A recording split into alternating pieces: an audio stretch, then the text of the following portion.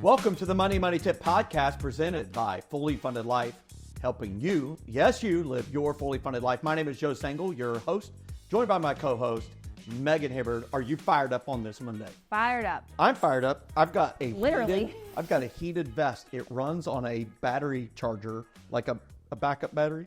At first, when you pulled it out, I thought it was like a little hard drive you could plug in and like back your phone up. And you're well, you can charge your phone up. Oh. Look at this. I'll show it to everybody. Fancy. Yeah, my twin brother bought it for me for when I'm outdoors, and it's so nice. You just plug it into a little battery backup, and you just plug it. It's got a USB connection. My vest does not do that. And then I've got 3 levels of heat, and it's cold. It's wintertime, y'all. And so I can press this. Look at this. I can press this button. Let's see if we can see this button. That's the hottest setting. The battery will last 2 hours, I think, and this will last about 4 hours, and this will last about 8 hours at this cooler setting. But it's warm, but it's the cooler of the warm. The least warm. Nice? Man, I love this thing. Anyhow, we're talking about helping you win and live your fully funded life so that you can buy gifts. Like my twin brother bought me this gift. Isn't that nice? What is our topic today? Our topic today is, are you making these money-saving mistakes? Yes. Bum, bum. Don't make these money-saving mistakes. Yes. So let's go through them. Let's go. Hey, listen, no one likes to find out that they've been wasting money. No.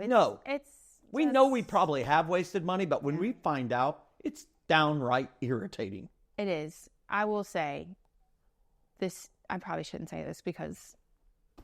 Well, now I have to say it. You need to say it now. Everybody wants to know. We were at Lowe's Foods. We were walking out, and the Boy Scouts were there.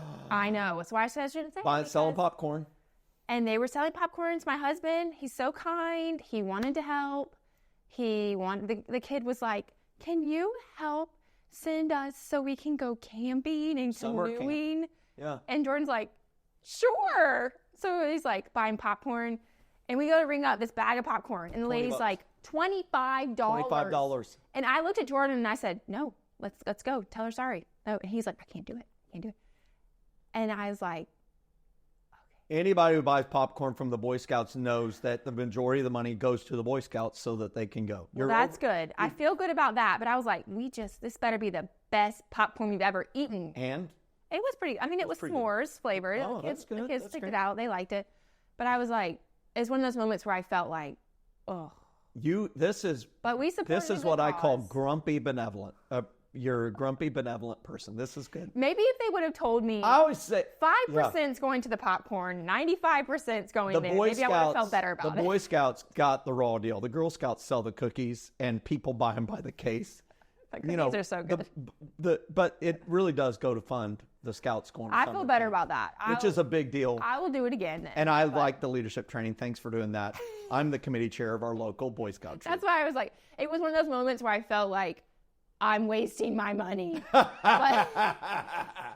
bag of popcorn, I don't have anything to show for it except it's going in the trash when they finish eating it. And this might be a money-saving mistake. Because now the kids got fillings needed in their teeth and all that stuff, and they got stuff stuck in their teeth. But a good cause. We are so far off the rails, but I love it. We're coming back. Money-saving mistakes. I appreciate you sharing that.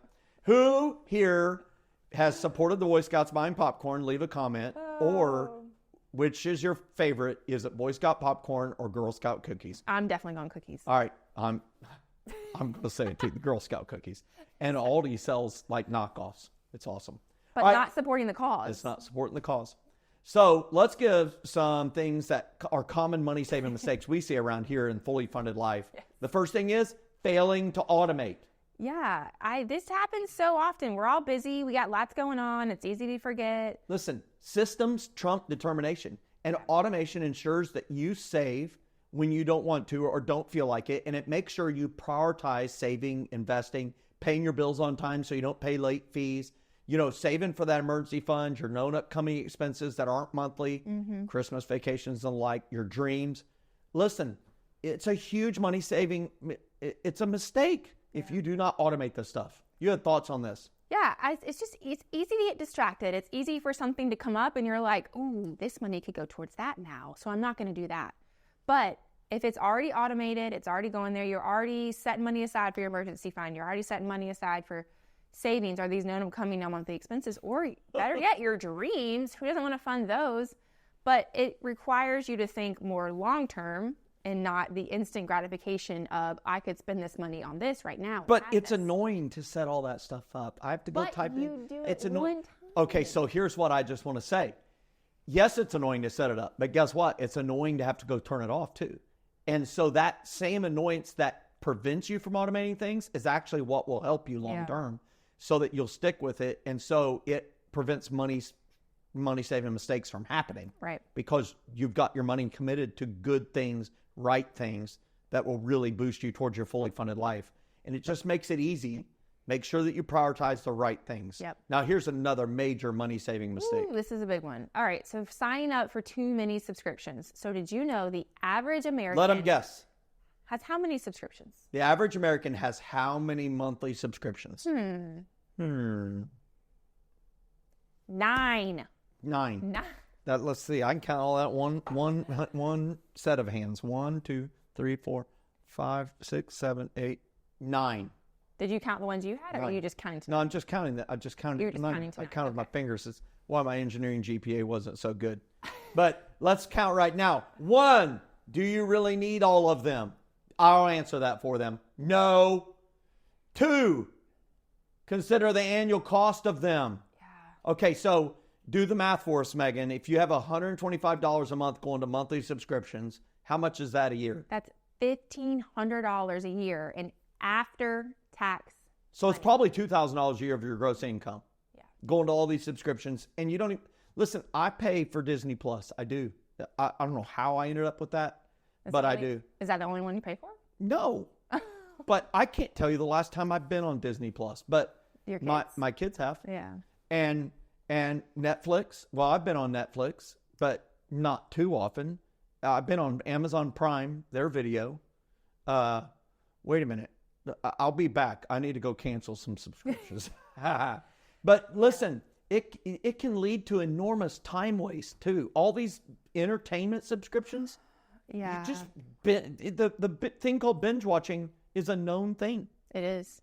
Yeah. And I think it's easy for people to forget you have them. So you sign up for the subscription, you're really excited about it, you use it, and it's auto pay. Some of them are like attached to like cell phone bill, like bundled with that. Yeah. So what if you tried rotating some subscriptions? I don't know, just an idea. Okay. So for example, Hulu, during the months of like September through November, they're showing new shows, and then maybe February through May. But the rest of the time, what if you just canceled it and tried something else? It's a good idea. I don't know. We're not saying you have to never use them. I think I'm going to do that. But just do a little bit of a rotation. Hey, listen, if this applies to you, you know you need to cancel some just like I do. And so don't make that money-saving mistake. Now, the third one is this. Using Amazon, the credit card, or DoorDash too much, or Uber Eats, we can throw that in. Yeah. Let's be an equal opportunity offender. Listen, using it too much and without a budget. And this is an impulsivity issue for many of us. It is. Especially us spenders. I mean, convenience is extremely nice. Okay. But you're paying for it. So let's talk about what convenience is. Convenience is, you've said, really nice. Convenience is awesome. Convenience is amazing. But convenience is also expensive. Oh my goodness. I looked this up. 4/5 of consumers reported using an on-demand delivery in the past year. Millennials spent the most, $575 a month. A month. Boomers spent the least, $153. Yeah. The findings come from a July survey of 2,000 adult consumers balanced to represent the overall population conducted by Question Pro. Didn't know who that was, but it's for Lending Tree. So that's a big organization. Pro? Now listen, in dollar terms, the fees add up to $654 a year per customer, the survey found. And the average consumer surveyed spends about $1,850 a year on delivered food. Woo. In the Lending Tree survey, nearly half of delivery customers said they were spending more than on the service they could afford. It's kind of a weird statement, but I copied that straight from the website. More, They're spending more on the service than they could I think afford. there was a word missing there. So the source of this is USA Today personal finance article. We'll have a link in the show notes. Yeah. So you read that. Well, I just think those are wild stats. Like that's $654 a year per customer in just fees. Yeah. Like it's not even a service or a food that you're getting. It's just straight up fees. it's delivery fees. Plus almost $7,000 a year that millennials are spending. Woof. And yeah, it's a convenience, but is it necessary? Like we're trying to help you save your money, not make these mistakes.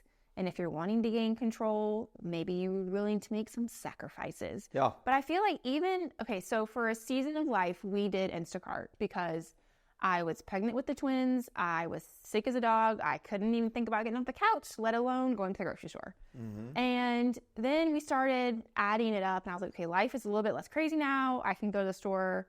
Honestly, Jordan does most of the grocery shopping for our household, so he can go to the store. But when you start adding it up, you're actually spending more money on the physical groceries. Like the groceries are more expensive. Plus you're paying fees. Plus you're paying the delivery, like tipping. Yeah. And I was like, this is ridiculous. Like when we calculated it up, I was like, we gotta cancel that today. So you just crawled out of the house sick, or you just sent Jordan? Mom life. You gotta do what you gotta do. No, there we You go. know? That's awesome. No time for mom. Yeah, to be mom sick. sacrifice. Dad's, they've got a hurt toe. They can't move for weeks. But here's what I know. It is wild stats. And I would just say we live in a convenience. I want it now. Yeah. And I don't want to interrupt my video games. I don't want to interrupt my TV watching to go get food, to go. And delivery is so convenient. It's awesome. It's so easy. Yeah. But you're going to pay for it. And so I just really want to ask the question, and this is really the call to action of today's podcast, is have you created a budget? Because if you have a budget, it can really help ensure that you don't make those mistakes. And that if you do make them, well, then you can make corrections in future budgets to accommodate the challenge. Yeah. Mm-hmm. And I think, you have that budget, but then also even for that delivery one, the delivery fees and that kind of stuff, like maybe it's your next step is you need to create a meal plan for the week and you need to go to the grocery store and buy the stuff because that's key. There's no point in having a meal plan or a budget if you're not going to follow it. And then you're less tempted to do those delivery services, So okay, tonight I'm making this. Yeah. So I'm not going to do a delivery service because I already have the food. We're not playing Dr. No here and saying you can't ever do that. No. But what we are saying is it should be in a budget and it shouldn't become at the expense of funding your known upcoming expenses, your emergency fund, and your long-term dreams. Yeah. And so we really encourage you to do a budget. We'll have a link to where you can download a free budget template. And listen, if you want to learn how to really make your money work for you, we encourage you to join Fully Funded Life. Fullyfunded.life is where you'd learn more about it. But we have courses that give you education, challenges that help you get really good at a money skill really fast. We have free included online Zoom coaching with our coaches that aren't allowed to sell you anything. We don't sell insurance. We don't sell investments. We're there to hear where you're at, help you get where you want to be, that fully funded life. We also have community events. We do Facebook Live events and training events throughout the year just for you. So we encourage you to check it out, fullyfunded.life. Thanks for joining us today for the Money Tip Podcast, and we'll see you next week to help you with another money-saving tip. Get fired up. Thanks for watching. Hey, if you've gotten value from this, and I believe you have, click that subscribe button, click that thumbs up, leave a comment, share it with somebody. We want to make sure that this community grows so that we can all together live fully funded lives. Thanks for being a part of our family.